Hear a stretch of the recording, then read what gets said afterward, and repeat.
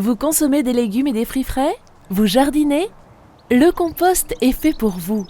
Dans le cadre du programme local de prévention des déchets, M2A et le CIVOM de la région mulhousienne vous expliquent comment faire un bon compost et proposent aux habitants de leur territoire un composteur à 15 €. Il est livré en carton, il suffit de le monter avec des écrous et des vis, directement sur une surface en terre ou alors sur une surface en gazon, de façon à ce que ce qu'on va y apporter soit en contact avec les micro-organismes du sol, puisque ce sont eux qui vont décomposer la matière organique ainsi déposée.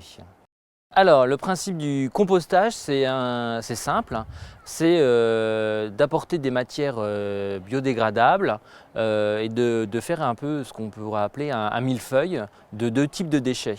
Premier type de déchets, ce sont les déchets bruns, donc les déchets qui sont riches en fibres, en carbone, comme les branches, les branchages, donc d'alterner avec des déchets verts qui sont donc les déchets riches en eau, en azote, et donc constitués principalement de tontes de gazon, mais aussi des épluchures de légumes, de fruits, les déchets de cuisine. Alors le compostage, c'est un processus, on va dire, maîtrisé de ce qu'on pourrait observer dans la forêt. Dans la forêt, on appelle ça l'humus. Quand c'est manipulé par la main de l'homme, c'est le compost. Regarde les petits vers de terre. Et là-dedans, on va mettre des tomates. D'accord?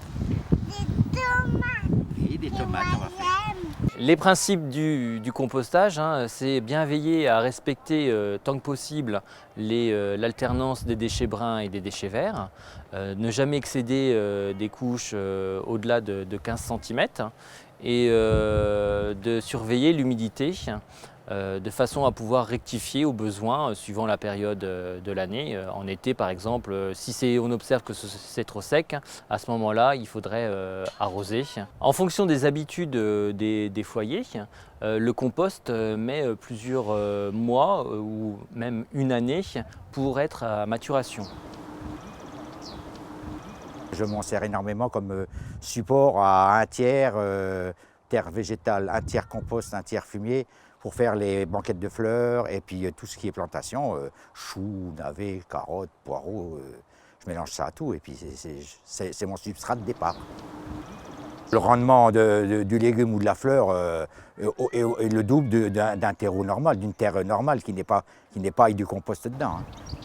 Pour en savoir plus, des ateliers sont organisés régulièrement par le CIVOM et des associations du territoire.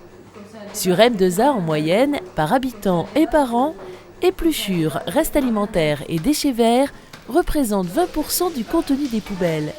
En les compostant, vous réduisez le volume de vos déchets et embellissez votre jardin naturellement.